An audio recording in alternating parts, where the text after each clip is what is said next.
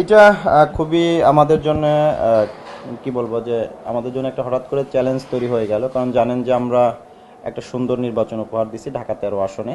তো এই সময়গুলোতে গত এক মাসে আমাদের অসংখ্য বাহিনী ছিল এখানে, পুলিশের পাশাপাশি সেনাবাহিনী ছিল, র্যাব ছিল, বিজিবি ছিল, আনসার বাহিনী ছিল।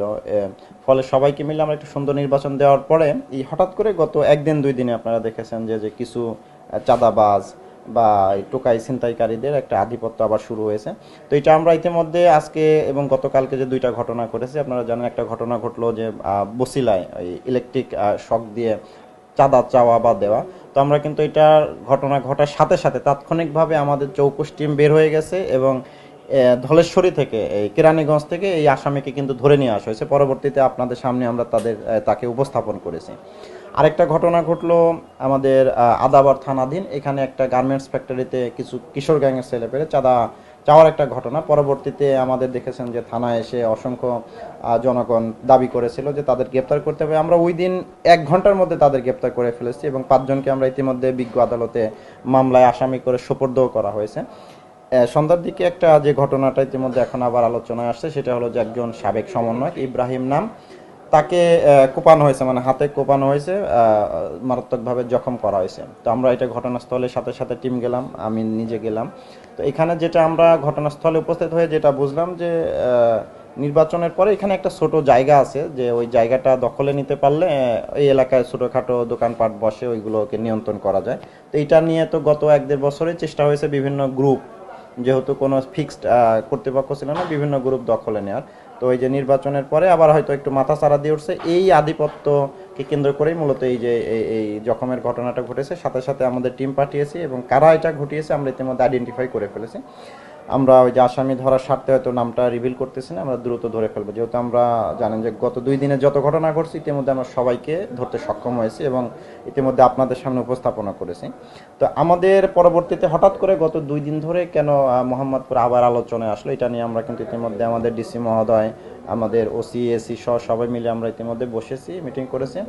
আমাদের যেটা মনে হলো যে যেহেতু গত এক মাসে আমাদের সকল বাহিনী, পর্যাপ্ত সংখ্যক আইন শৃঙ্খলা বাহিনী উপস্থিত থাকার সুবাদে এরা দীর্ঘ সময়ে গা ঢাকা দিয়েছিল। সেক্ষেত্রে এটা ছিল আমাদের একটা বড় সফলতা। গত 2 দিনে যেহেতু অনেক বাহিনী আবার যার যার কর্মক্ষেত্রে ফেরত গেছে এবং এই গত 2 দিনে এরা আবার হয়তো এই যে দীর্ঘদিন ধরে তো এরা অভুক্ত, এদের তো কোনো আইন কামের ব্যবস্থা নেই, আবার হয়তো চেষ্টা করেছে। তো আমরা কিন্তু এদের মোটামুটি আমাদের নিয়ন্ত্রণে নিয়ে আসতে পেরেছি। আশা করি এই ধরনের ঘটনাটা ইনশাল্লাহ আগামীতে আর এই রমজান মাসে ঘটতে দেওয়া যাবে না। ইতিমধ্যে আমাদের আইজিপি স্যার এবং কমিশনার স্যারও খুব সুস্পষ্ট নির্দেশনা দিয়েছেন, এক্সট্রা ফোর্সও পাঠাচ্ছেন। আমরা যেখানে এখন রাত 1টা বাজে, আমরা এখনও থানায় বা এলাকায়।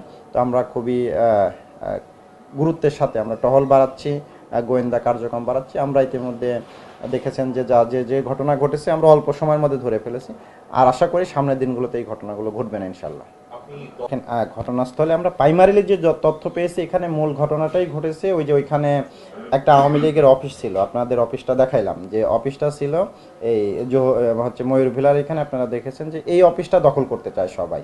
তো এই অফিসটাকে কেন্দ্র করেই কিন্তু ঘটনাটা ঘটেছে, এই পর্যন্ত আমাদের কাছে তথ্য আছে। কারণ ইনস্ট্যান্ট ঘটনায় তো আমি একেবারে সম্পূর্ণ ঘটনার কি ঘটনা পেছনে এটা তো আমি আপনাকে বলতে পারতেছি না, এটা আমার পক্ষে বলাও ঠিক হবে না। আমাদের টিম ওখানে গেছে, তারা আরও জিজ্ঞাসাবাদ করবে, ভিকটিমের সাথে যদি কেউ থাকে বা ভিকটিম নিজে যদি কথা বলতে পারে তাহলে আরও সহজ হবে। তো এই কারণে বললাম, এখন পর্যন্ত যে তথ্য আমরা পেয়েছি সেটা হচ্ছে মূলত ওই যে ওই পতিত অফিসটা দখল নিয়ে এবং ওই এলাকার প্রতি একটা নিয়ন্ত্রণ তৈরি করার জন্য। তো এই পর্যন্ত আমরা তথ্য পেয়েছি, এটা আপনাদের সামনে তুলে ধরলাম। এখানে যে অ্যাডিশনাল ফোর্স আমাদের দেওয়া হয়েছে, আপনার যে মোহাম্মদপুর থানা এবং আদাবর থানা এক্সট্রা আরও ফোর্স দেওয়া হয়েছে। পাশাপাশি যদি প্রয়োজন হয় আমরা সকালে আমাদের সিনিয়র স্যাররা নির্দেশনা দিয়েছেন যদি আরও ফোর্স লাগে তাহলে আরও ফোর্স দিবে। আর ইতিমধ্যে জানেন যে আমাদের অত্র আসনের সম্মানিত শিক্ষা প্রতিমন্ত্রী মহোদয়ও কথা বলেছেন, আমরা বেশ কয়েকবার কথা বলেছি। তিনি এবং তার দলের পক্ষ থেকে আমাদের সর্বাত্মক সহযোগিতা করার চেষ্টা করা হয়েছে এবং তারাও বলেছেন যে মহল্লায় মহল্লায় তারাও যে নজরদারি করবেন, তাদের যে স্বেচ্ছাসেবক টিম আছে তারাও কাজ করবে এবং সরকারের পক্ষ থেকে আমাদের শতভাগ সহযোগিতা করা হবে যেভাবে সুযোগ থাকে। না, যৌথ বাহিনী তো এখনো কাজে আছে এবং আপনি জানেন যে প্রতিমন্ত্রী মহোদয় যেটা বলেছেন, তিনি প্রয়োজন হলে আবারও সব বাহিনীর সাথে কথা বলবেন। বলে আবারও মানে যা করে, এখন তো এলাকার দায়িত্ব তার, এবং তিনি নির্বাচিত জনপ্রতিনিধি এবং তিনি বেশ অ্যাক্টিভ আছেন। তিনি, আপনি জানেন যে গত এই 2-3 দিনে তিনি 2-3 বার আমাদের সাথে মিটিং করেছেন একদম সশরীরে উপস্থিত হয়ে। এসব কারণে আমরা হচ্ছে যে আপনাদের নিশ্চয়তা দিতে পারতেছি যে আশা করি আমরা এই যে 1-2 দিনে আবার যে আমরা আবার হঠাৎ করে মোহাম্মদপুর আলোচনার মধ্যে আসলে এইটা আর থাকবে না ইনশাল্লাহ। এটাই বললাম যে আমরা ডিটেক্ট করতে পেরেছি যে কারা এই মানে মানে কোন কোন গ্রুপ এটা সাথে জড়িত। এটা আমরা তো বললাম যে আসামি ধরার স্বার্থে এই মুহূর্তে না বলি, আমরা তো আবার হাজির হব নতুন তথ্য নিয়ে আপনাদের কাছে, তখন আমরা আরো ভালোভাবে উপস্থাপন করবো।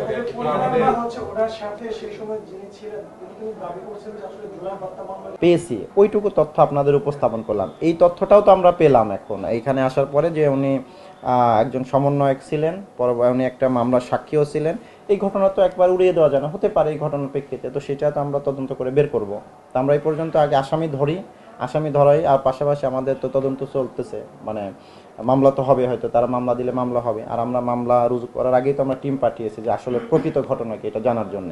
তো এটা সুস্পষ্টভাবে মানে নির্ধারিত না হওয়া পর্যন্ত তো আমি আমার ইচ্ছা মতো তথ্য দিতে পারি না। মানে আপনি নিশ্চিতভাবে কিছু বলতে পারছেন না? না, নিশ্চিতভাবে আমি যতটুকু পেয়েছি ততটুকুই বলেছি। আবার যখন একদম আমাদের টিম যাবে, আমরা যাব, কথা বলবো, জেনে বুঝে যখন পাবো তথ্য, সেইটা আবার আপনাদের সামনে নিয়ে আসবো।